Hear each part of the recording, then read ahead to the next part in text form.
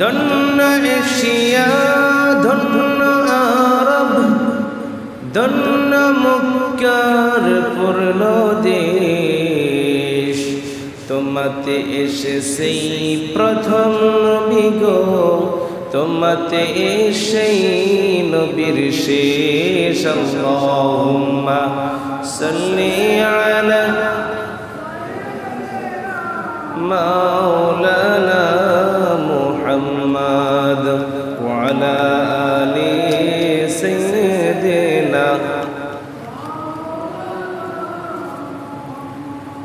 উপস্থিত হযরত হাজিরিন, সম্মানিত মুরব্বিয়ানে আযম, আমার সমবয়সীর তরুণ ভাইয়েরা, বাড়িতে অবস্থানরত পর্দাশীলা, সম্মানিতা মা ও বোনেরা, সর্বপ্রথম আপনাদের সকলকে রাসূলুল্লাহ সাল্লাল্লাহু আলাইহি ওয়াসাল্লামের শিখানো বাণী দ্বারা সালাম করছি। আসসালামু আলাইকুম ওয়া রাহমাতুল্লাহি ওয়া বারাকাতুহু।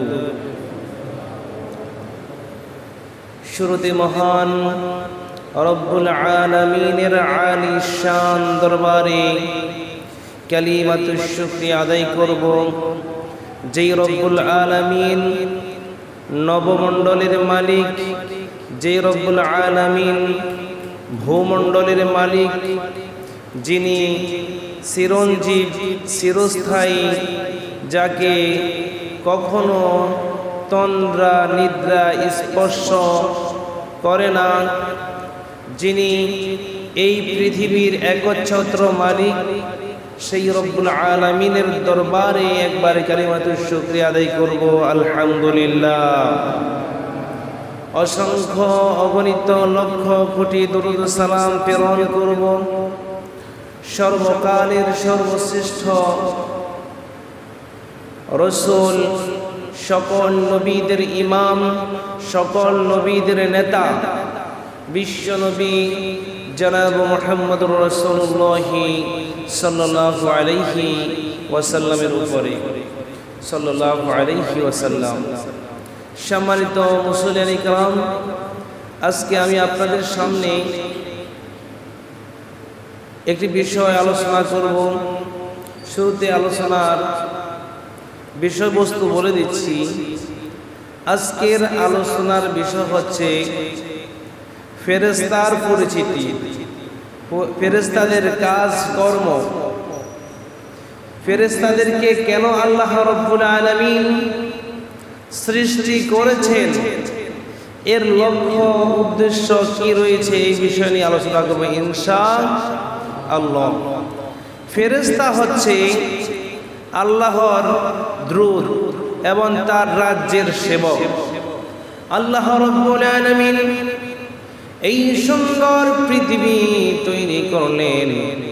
আল্লাহ তাআলা এই সুন্দর পৃথিবীতে সেবা দেওয়ার জন্য আল্লাহ রাব্বুল আলামিন তার রাজ্যের সেবক হিসাবে ফেরেশতাদেরকে সৃষ্টি করেছেন। বলেন সুবহানাল্লাহ। আল্লাহ তাআলা তাদেরকে নূর দ্বারা সৃষ্টি করেছেন। সর্বদা তারা আল্লাহর হুকুম পালনে ব্যস্ত থাকেন। অসংখ্য ফেরেশতা হিসাব কেবলমাত্র আল্লাহ তাআলা ভালো জানেন। তাদের প্রতি বিশ্বাস রাখা 7টি মৌলিক বিষয়ের একটি বিষয় হলো ফেরেশতাদের প্রতি বিশ্বাস রাখা। ফেরেশতাদেরকে আমরা চোখে দেখি না, তবে বিশ্বাস করতে হবে, এটার নাম ঈমান। কারণ ঈমানে মুফাসসালে বলেছেন আমানতু বিল্লাহি ওয়া মালাইকাতিহি ওয়া কুতুবিহি ওয়া রুসুলিহি ওয়াল ইয়াউমিল আখির ওয়াল কদরি খায়রিহি ওয়া শাররিহি মিনাল্লাহি তাআলা ওয়াল বা'সি বা'দাল মাউত। ঈমানের বিশ্বাসের মৌলিক স্তর হলো 7টি।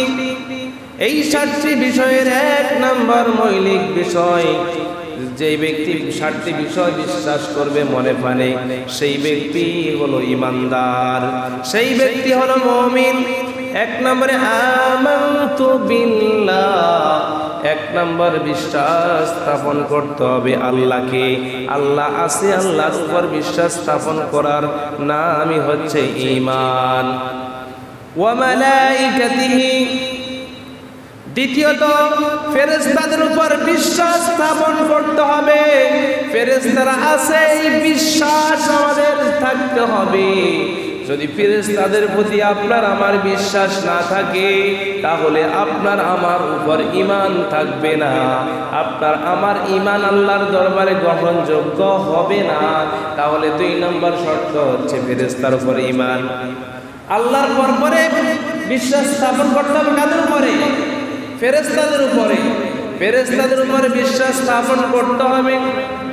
তারপরে 3 নম্বর বিশ্বাসের কথা বলেছেন, ওয়া কুতুবিহি, তার কিতাব সমূহের উপর বিশ্বাস করতে হবে।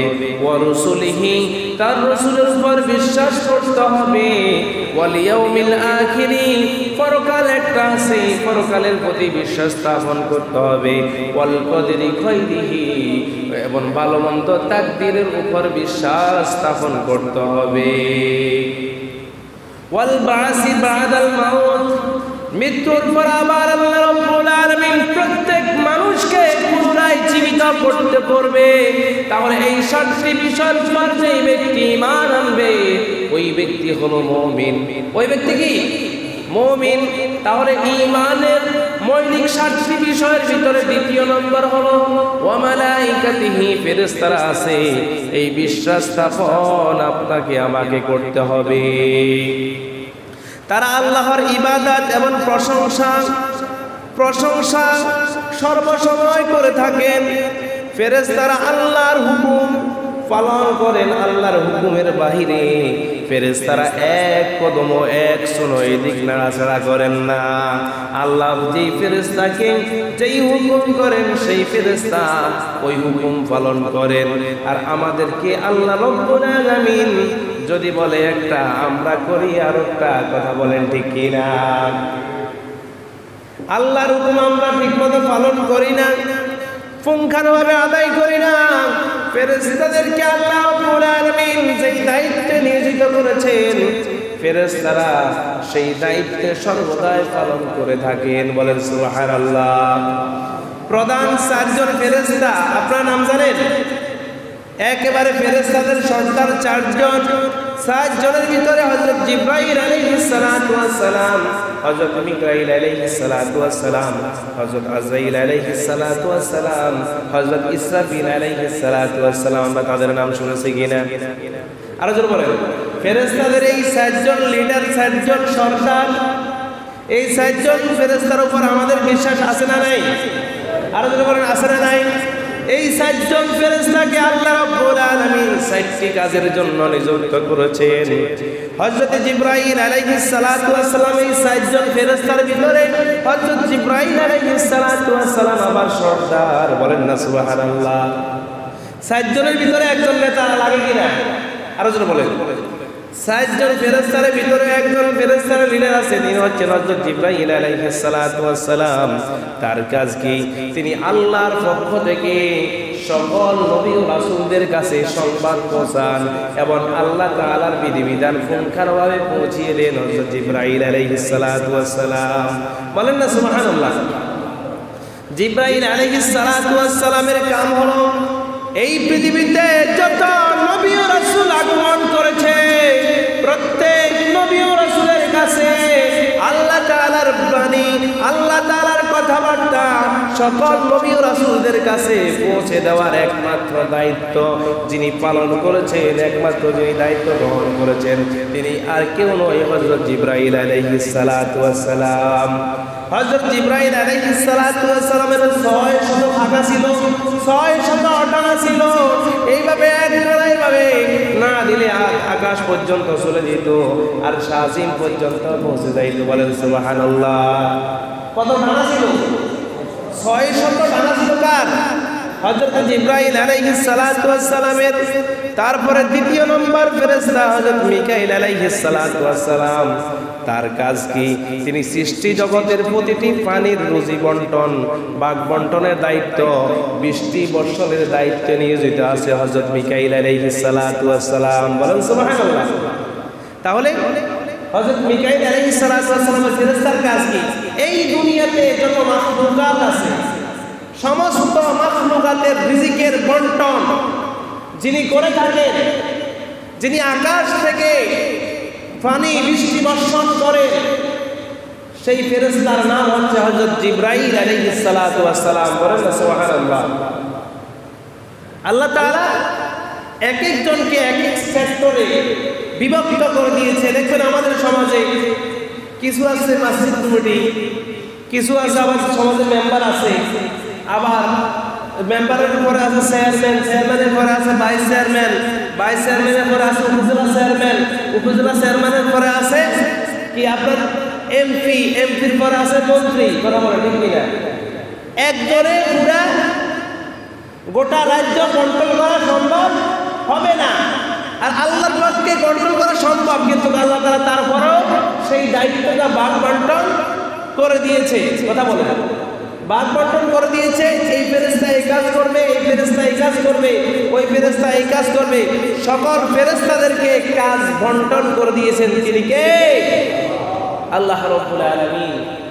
তাহলে হযরত মিকাইল আলাইহিস সালামের কাজ কি? তিনি সকল প্রাণীর রিজিকের ব্যবস্থা করেন, জমিনে ফসল উৎপন্ন করেন, ফসল বর্ষণ করেন এবং বৃষ্টি বর্ষণ করেন। তারপরে 3 নম্বর ফেরেশতার দায়িত্ব হলো আজরাইল আলাইহিস সালাতু ওয়াস সালাম। তার কাজ কি সেটা তো আপনারা সকলে জানেন। এই পৃথিবীতে যত মাখলুকাত আছে সমস্ত মাখলুকাতের জান কবজের একমাত্র দায়িত্ব আল্লাহ রাব্বুল আলামিন দিলেন হযরত আজরাইল আলাইহিস সালাতু ওয়াস সালামের হাতে। আল্লাহ তাআলা যেই দিন পৃথিবী ধ্বংস করবেন ওই দিন সমস্ত মানুষদেরকে মেরে ফেলো, জান কবজ করে ফেলো, সমস্ত মানুষের জান কবজ করে ফেলবেন। তখন আল্লাহ তাআলা জিজ্ঞাসা করবে হযরত আজরাইল আলাইহিস সালাতু ওয়াস সালাম, জমিনের সকল প্রাণীর জান কবজ করেছো কিনা, সকল মাখলুকাতের জান কবজ করেছো কিনা? আজরাইল আলাইহিস সালাতু বলবেন ইয়া আল্লাহ, আমি সমস্ত প্রাণীর সমস্ত মাখলুকাতের জান কবজ করে ফেলেছি। আল্লাহ তাআলা বলেন তাহলে আর কি আছে? কয় আমি আছি আর আমার সঙ্গে যেই সব ফেরেশতারা আছে, আর আপনি আল্লাহ রাব্বুল আলামিন আছেন। তখন আল্লাহ রাব্বুল আলামিন আদেশ করবেন তোমার সঙ্গে যেই সব ফেরেশতারা আছে সমস্ত ফেরেশতাদের জান কবজ করে ফেলো, সমস্ত ফেরেশতাদের জান কবজ করে ফেলবেন। তারপরে আল্লাহ তাআলা আজরাইল আলাইহিস সালাতু ওয়াস সালামকে জিজ্ঞাসা করবেন আজরাইল আর কি আছে? তখন ফেরেশতা আল্লাহ রাব্বুল আলামিন যখন ফেরেশতাকে আজরাইলকে জিজ্ঞাসা করবেন, আজরাইল বলে ইয়া আল্লাহ আমি আছি আর আমরা প্রধান 4 জন ফেরেশতা জীবিত আছি। কয় 4 জন ফেরেশতার মধ্যে কে আছে? কয় মিকাইল জীবিত আছে, ইসরাফিল জীবিত আছে, এমনকি হযরত জিবরাইল আলাইহিস সালাতু ওয়াস সালাম জীবিত আছেন। কয় মিকাইল আলাইহিস সালাতু ওয়াস সালামের এখন আর কোনো কাজ নাই, তার জান কবজ করো। ইসরাফিল আলাইহিস সালাতু ওয়াস সালামের এখন কোনো কাজ নাই, কারণ সিংহায় ফুৎকার দিয়ে দিয়েছে, জমিন ধ্বংস হয়ে গেছে, তার কোনো কাজ নাই, তাকেও মৃত্যুবরণ করো, জান কবজ করে ফেলো। মিকাইল আলাইহিস সালাতু ওয়াস সালামের কাজ নাই, তারও জান কবজ করে ফেলো। বলে আল্লাহর সকলে জান কবজ করে ফেলেছি। আল্লাহ বলেন এখন আর কি আছে? কয় এখন আল্লাহ আমি আর আপনি আছি। আল্লাহ কয় তুমিও আমার মাখলুক, তোমাকেই মরতে হবে, তুমি এবার তোমার জান কবজ তুমি নিজে করো। আজরাইল আলাইহিস সালাতু ওয়াস সালাম হাওমাও করে কান্না করে দিলেন, আল্লাহ জমিনের সমস্ত প্রাণীর সমস্ত ফেরেশতার সমস্ত মাখলুকাতের জান কবজ করেছি, জান কবজ করা কত কষ্টের। আল্লাহ যদি জানতাম আমি তাদের আর কখনো জান কবজ করতাম না। আল্লাহ কয় তুমি মরতে হবে, কারণ কুল্লু মান আলাইহা ফান, জমিনে যত প্রাণী আছে, যত মাখলুকাত আছে সমস্ত মাখলুকাত ধ্বংসশীল, সমস্ত মাখলুকাতের মৃত্যু হবে। কুল্লু নাফসিন যায়িকাতুল মাউত, প্রত্যেকটি প্রাণীর মৃত্যুর স্বাদ গ্রহণ করতে হবে।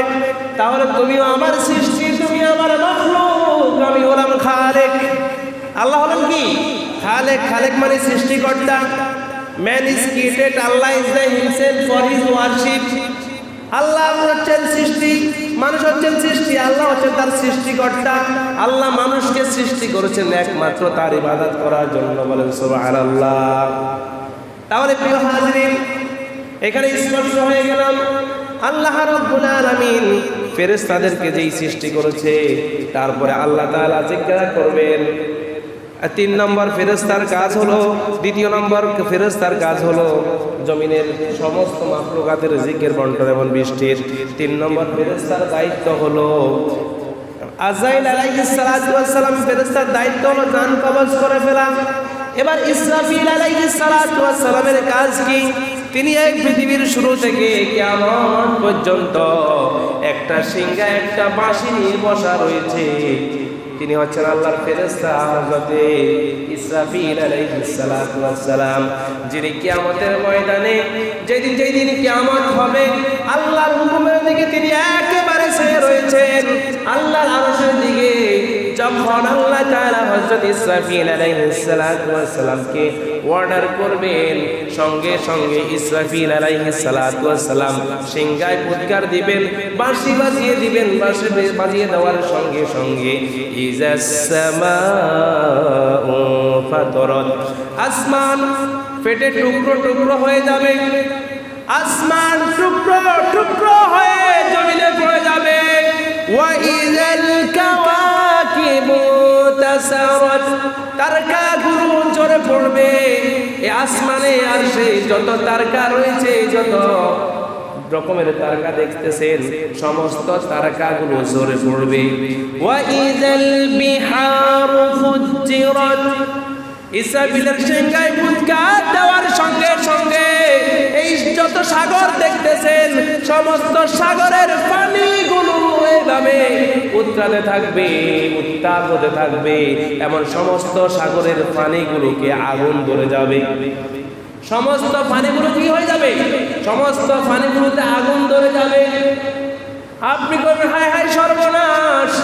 3-4 নম্বর হবে ওয়া ইযাল কুবুরু বুসিরাত, এবং ইসরাফিলের সিংহায় ফুৎকার দেওয়ার সময় 4 নম্বর যেই লক্ষণটা দেখা যাবে, 4 নম্বর যেই সিম্পটম দেখা যাবে, ওই 4 নম্বর সিম্পটম হলে ওয়া ইযাল কুবুরু বুসিরাত, কবরগুলো ফেটে যাবে।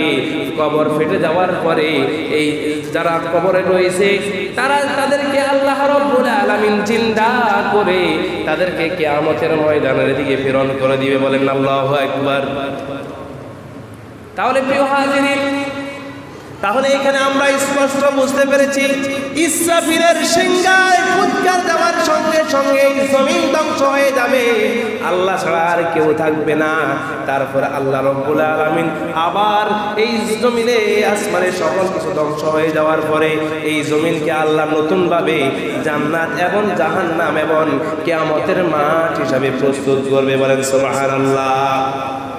3টা ভাগে বিভক্ত করবে আল্লাহ তাআলা এই জমিনকে। কয়টা ভাগে?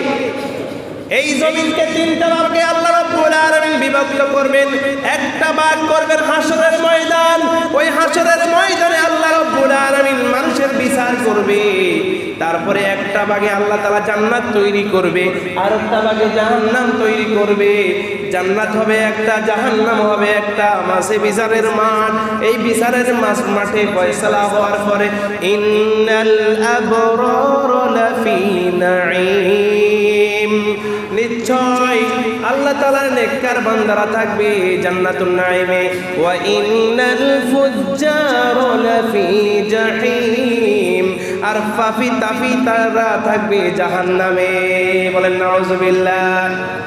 তাহলে প্রিয় হাজিরিন, এখান থেকে আমরা স্পষ্ট হয়ে গেলাম আল্লাহ তাআলার ফেরেশতারা আছে, এই বিশ্বাস আমাদেরকে করতে হবে কি হবে না? এই বিশ্বাস করতে হবে। আল্লাহ রাব্বুল আলামিন মহাগ্রন্থ আল কোরআনের 2 নম্বর সূরা সূরাতুল বাকারা 30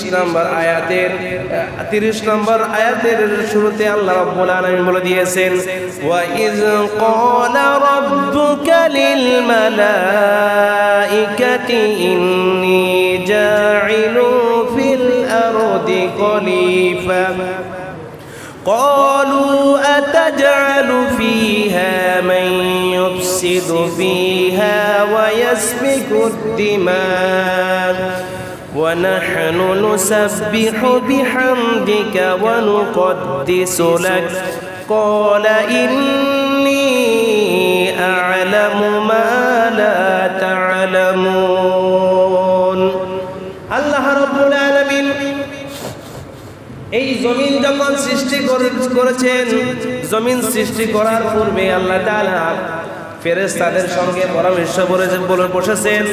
পরামর্শ বসে ফেরেশতাদেরকে আল্লাহ তাআলা জিজ্ঞাসা করেছেন, ওয়া ইয ক্বালা রাব্বুকা লিল মালাইকা, যখন তোমার রব ফেরেশতাদের সঙ্গে যখন তাদেরকে জিজ্ঞাসা করলো, ফেরেশতাদেরকে বলল, ইন্নী জাইলুন ফিল আরদি খলিফা, নিশ্চয় আমি এই জমিনে প্রতিনিধি খলিফা সৃষ্টি করব। বলেন সুবহানাল্লাহ।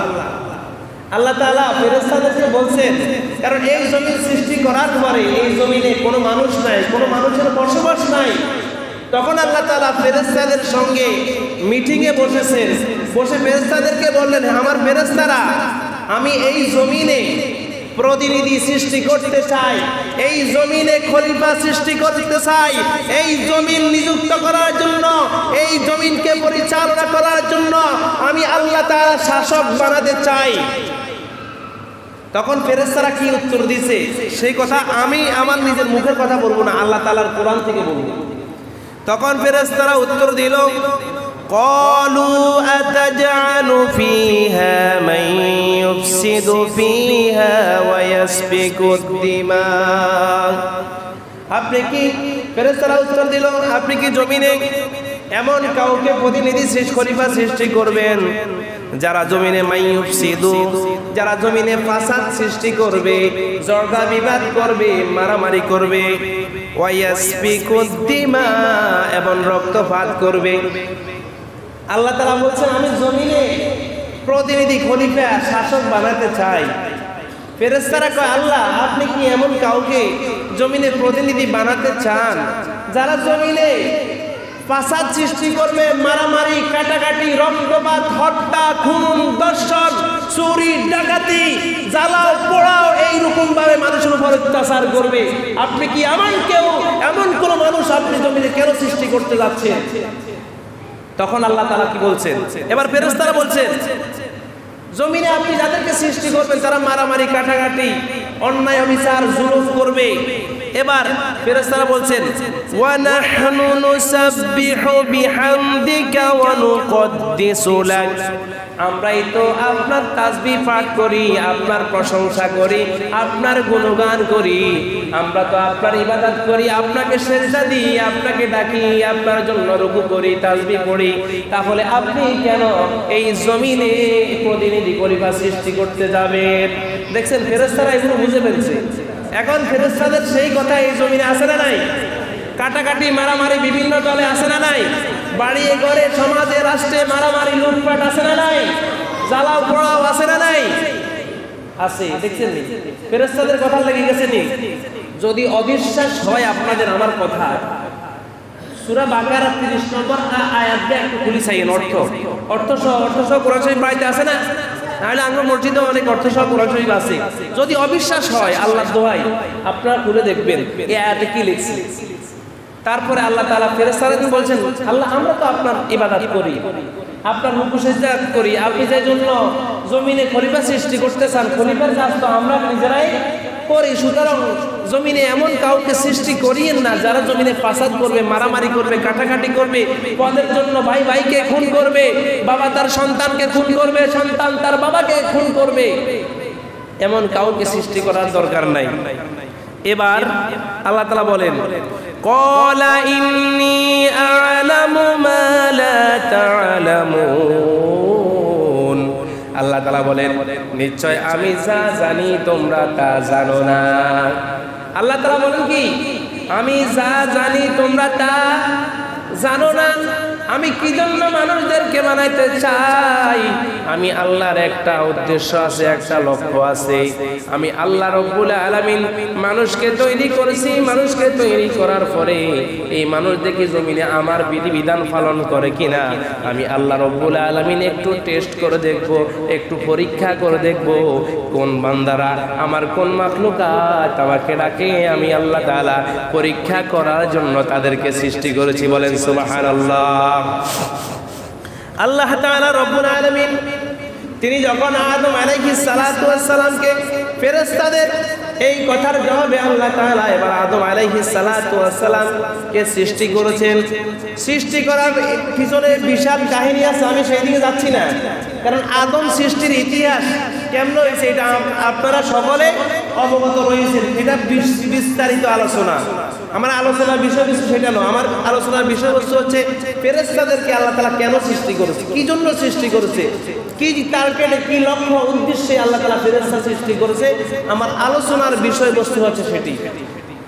এবার আল্লাহ রাব্বুল আলামিন আদম আলাইহিস সালাতু ওয়াস সালামকে সৃষ্টি করলেন। তৈরি করার পরে আদম আলাইহিস সালাতু ওয়াস সালামের ভিতরে যখন ফুঁক দিয়ে দিলেন, রূহটা প্রবেশ করে দিয়েছেন। কারণ আদম আলাইহিস সালাতু ওয়াস সালাম মাটির তৈরি। কিসের তৈরি? মাটি দিয়ে আল্লাহ তাআলা সৃষ্টি করেছেন। খলাকাল ইনসানা মিন সালসালিন কাল ফাখার। আল্লাহ তাআলা ঠনঠন শুকনো মাটি দ্বারা আদমকে সৃষ্টি করেছে। কি দ্বারা? মাটি দ্বারা। প্রথম মাটির লোদা ছিল, আমাদের লোদ দিয়ে বিভিন্ন কাদা মাটি দিয়ে কিছু তৈরি করি, তারপরে রোদের মাধ্যমে এটাকে শুকাই, এটা শক্ত করি। কথা বলেন ঠিক কিনা? আল্লাহ তাআলা আদম আলাইহিস সালাতু ওয়াস সালামকে এইভাবে মাটি দিয়ে প্রথম বানাইলেন। বানানোর পরে কয়েকদিন একেবারে রোদের মাধ্যমে শুকাইছে। আর এবার টোক দিলে ঠন ঠন করে। দেখবেন আমাদের দেশে মাটিয়া পাতিল আছে না নাই? আরো জোরে বলেন। মাটিয়া পাতিল আছে না? মাটির পাতিল বানায়, রোদের মধ্যে রাখে। রাখার পরে এটা শক্ত হয়েছে কিনা এবার যেই লোকে কারিগর বানাইছে সেই টোকা দিয়ে দেখে ঠন ঠন করে কিনা। কথা বলেন। ঠন ঠন যদি না করে বুঝতে হবে এখনো শক্ত হয় নাই। আর যখন শক্ত বলে এখন ঠিক আছে। আদম আলাইহিস সালাতু ওয়াস সালাম যখন এইভাবে শক্ত হয়ে গেছে তখন আল্লাহ তাআলা নিজ কুদরতে আদম আলাইহিস সালাতু ওয়াস সালামের দেহের ভিতরে রূহ ঢুকিয়ে দিলেন। বলেন না সুবহানাল্লাহ। এবার আদম সৃষ্টি করার পরে ফেরেশতারা তো এই কাণ্ড দেখতেছে, আল্লাহ তাআলা রূহ দিয়ে দিয়েছে। আদম আলাইহিস সালাতু ওয়াস সালাম আদম আলাইহিস সালাতু ওয়াস সালামকে বলছেন, ফেরেশতাদেরকে বলছেন আমি যা জানি তোমরা তা জানো না। ফেরেশতাদেরকে বলছে এটা বিশাল কাহিনী আছে। আচ্ছা তোমরা দেন বলছো এই আদম কি জন্য সৃষ্টি করবো, আর তোমরা যদি পারো এগুলোর নামকে বলে দাও, এখানে কি কি আছে সেই নাম বলে দাও। ফেরেশতারা আল্লাহ আমরা তো এটা কিছু জানি না, আমরা তো এটা কিছু জানি না, আমাদেরকে তো এরকম কিছু শিক্ষা দেন নাই। ওয়া আল্লামা আদমাল আসমা। আল্লাহ তাআলা আদমকে সকল নাম সকল কিছু শিক্ষা দিলেন। শিক্ষা দেওয়ার পরে ফেরেশতাদেরকে বলছে তোমরা আচ্ছা বলো তো দেখি এখানে এইগুলোর নাম কি। ফেরেশতারা আল্লাহ আমরা এগুলো কিছু জানি না। তখন আদমকে বলছে আদম তুমি বলো তো দেখি এগুলো কি। আদম আলাইহিস সালাম কয় এটার নাম খন্তা, এটার নাম কুরাইল, এটার নাম আসমান, এটার নাম জমিন, এটার নাম এটা, এটার নাম সেইটা। দেখছো নি? ক্বালু সুবহানাকা লা ইলমা লানা ইল্লা মা আল্লামতানা ইন্নাকা আনতাল আলিমুল হাকীম। সকল প্রশংসা আল্লাহর। আল্লাহ তাআলা আমাদেরকে যাই শিক্ষা দিয়েছেন আমরা এর ব্যতীত আর কিছুই জানি না। সকল জ্ঞানের প্রজ্ঞার একমাত্র মালিক কে? ফেরেশতারা সালান্ডার হয়ে গেল। কাল্লা আঙ্গুরকে সৃষ্টি করেছেন ইবাদতের লাই, এগুলোর নাম তো আঙ্গুরের শিকার নয়। তাহলে আল্লাহ তাআলা বলেন আমি যা জানি তোমরা তা জানো না। আদম সৃষ্টি করার পরে এবার আল্লাহ তাআলা ফেরেশতাদেরকে বলতেছেন ওয়া ইজ কুলনা লিল মালাইকাতি ইসজুদু লি আদম ফাসাজাদু ইল্লা ইবলিস। আল্লাহ তাআলা এবার ফেরেশতাদেরকে বলছেন তোমরা আদমকে সিজদা করো। কাকে সিজদা করো? আদমকে সিজদা করো। তখন সকল ফেরেশতা আদমকে সিজদা করেছে, কিন্তু ইল্লা ইবলিস, ইবলিস সিজদা করে নাই। সেই তাকাব্বুরি করেছে, অহংকারী করেছে। অসম্ভব কথা আল্লাহ আদম মাটির তৈরি, মাটিরে যতই উপর দিকে মারে মাটির নিচের দিকে আইয়ে, আর আগুনকে যতই নিচের দিকে ধরেন আগুন উপরের দিকে লাফায়। আমি আগুন হয়ে আমি মাটিকে সেজদা করতে পারবো না, অসম্ভব কথা। তাকাব্বুরি করেছে, অহংকার করেছে। এক অহংকারে আল্লাহ তার ফেরেশতাদের সর্দার ছিল আপনার ইবলিস, কিন্তু সেই ইবলিস চিরকাল সেই জাহান্নামী হয়ে গেল, চিরকাল আল্লাহ তাআলার নাফরমান বান্দা হিসেবে পরিগণিত হয়ে গেল। বারবার ইবলিসের জন্য অফার এসেছিল। আদম আলাইহিস সালামের মৃত্যুর পরে আল্লাহ তাআলা বলছেন, এই ইবলিসকে বলছেন তোর এখনো সুযোগ আছে, তুই আদম আলাইহিস সালামের কবরকে সিজদা কর। কি কর? কবরে সিজদা কর, তাকে মান। আল্লাহ জিন্দা অবস্থা মানি নাই, বুঝি এখন মারার পরে কবরে যাই আমি সিজদা দিব, এটা অসম্ভব কথা। তাহলে ইবলিস দেখেন কেমন ছিল। একটা আল্লাহ তাআলা বলছেন আদমকে সিজদা করার জন্য, আল্লাহ তাআলা একটা হুকুম লঙ্ঘন করার কারণে চিরকাল সেই জাহান্নামী হয়ে গেল। কথা বলে ঠিক কিনা? আর আল্লাহ তাআলা আমাদেরকে কোরআনে অসংখ্য হুকুম দিয়েছে, অসংখ্য বিধিবিধান দিয়েছে, শত বিধিবিধান দিয়েছে, শত বিধিবিধান আমরা অমান্য করি, তাহলে আমরা বলেন কিভাবে জান্নাত পাবো? কথা বলেন, একটু নিজেরা বোঝান, নিজের প্রশ্ন করেন। আদম একটা অর্ডার লঙ্ঘন করেছে, শুধু কইছে সিজদা করো, সিজদা করে নয়। তার কারণে জান্নাত থেকে আল্লাহ তাআলা সরাসরি বের করে দিয়েছে, কারণ সেই ছিল জান্নাতে। জান্নাত থেকে তোমার স্থান জান্নাতে নাই, তুমি চিরকাল জাহান্নামী। জান্নাত থেকে সঙ্গে সঙ্গে বহিষ্কার করে দিল।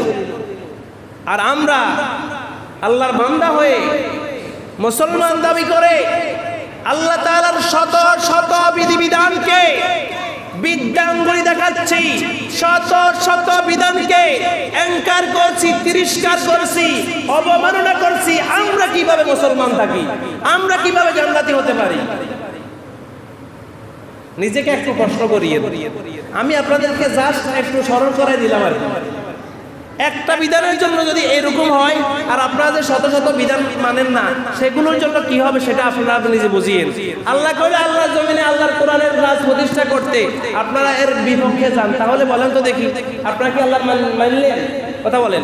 এই কোরআন শরীফ কি আল্লাহ কি খতম করার জন্য দিছে?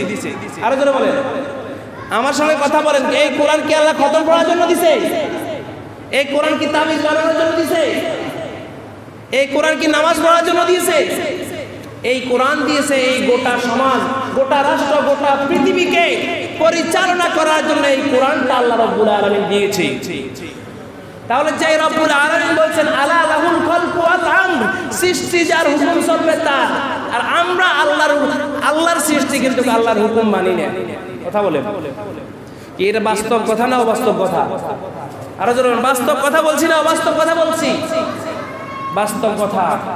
সুতরাং প্রিয় হাজিরিন, আল্লাহ তাআলা সার্বক্ষণিকভাবে আপনার আমার সামনে, পিছনে, ডানে বামে ফেরেশতা নিযুক্ত করে রেখেছেন সর্বসময় আপনাকে আমাকে পাহারা দেওয়ার জন্য। কথা বলেন ঠিক কিনা? এই ফেরেশতাদের প্রতি বিশ্বাস হয়? আর আল্লাহ তাআলা ফেরেশতা আপনার আমার দুই পাশে দুইজন ফেরেশতা রাখছে, এটা বিশ্বাস হয়? আল্লাহ বলেন ওয়া ইন্না আলাইকুম লাহাফিজিন, নিশ্চয় আমি তোমার জন্য পাহারাদার নিযুক্ত করে রেখেছি। বলেন না সুবহানাল্লাহ। কিরামান কাতিবিন, তারা হচ্ছে সম্মানিত লেখক ফেরেশতা। বলেন সুবহানাল্লাহ। ইয়ালামুনা মা তাফআলুন, আপনি আমি যাই করি আল্লাহ পাকের ফেরেশতারা তাই লিপিবদ্ধ করে রাখেন। বলেন সুবহানাল্লাহ। তাহলে ফেরেশতাদের উপর বিশ্বাস হয়? ফেরেশতা সর্বসময় দুনিয়ার মানুষের আপনি কোনো অপকর্ম করে মানুষের চোখ ফাঁকি দিয়ে অপকর্ম করতে পারেন, মানুষের দোকানপাটে আগুন লাগাতে পারেন, মানুষের সম্পদ লুণ্ঠন করতে পারেন, বাড়ি ডাকাতি করতে পারেন, ব্যাংক লুটপাট করতে পারেন, কিন্তু আল্লাহর চোখ আপনি ফাঁকি দিতে পারবেন? দুনিয়ার সিসি ক্যামেরা আপনি ফাঁকি দিতে পারবেন, আল্লাহ পাকের সিসি ক্যামেরা আপনি কখনো ফাঁকি দিতে? দুনিয়ার সিসি ক্যামেরা একটা থেকে একটা দাম বেশি। কথা বলেন ঠিক কিনা? 2000, 3000, 5000, 10,000, 1 লাখ, 10 লাখ, যেটা যত দাম বেশি দেখছে তার তত পাওয়ার বেশি, সেটা তত স্পষ্ট দেখা যায়। আর আল্লাহ তাআলা যে সিসি ক্যামেরা রেখেছেন সেটা একেবারে স্পষ্ট, বলেন না সুবহানাল্লাহ।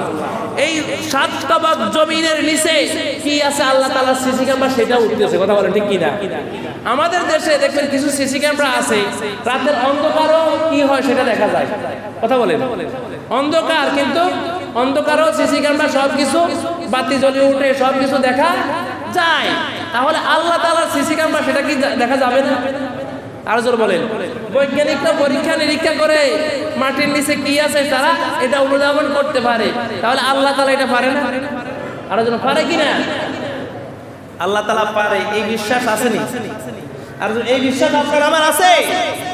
ফেরেশতারা 3 সময় ফেরেশতারা আপনার লিপিবদ্ধ করে না। আপনার আমার দুই পাশে 2জন ফেরেশতা আসেনি? কেরামান কাতিবিন, 2জন সম্মানিত লেখক আছে না? একজন আপনি যেই নেক আমল করেন সেটা লেখে, আরেকজন যেই বদ আমল করেন সেটা লেখেন। আপনি যাই করেন তাই লেখেন। এবার এই ফেরেশতারা 3 সময় দায়িত্ব পালন করে না। কয় সময়?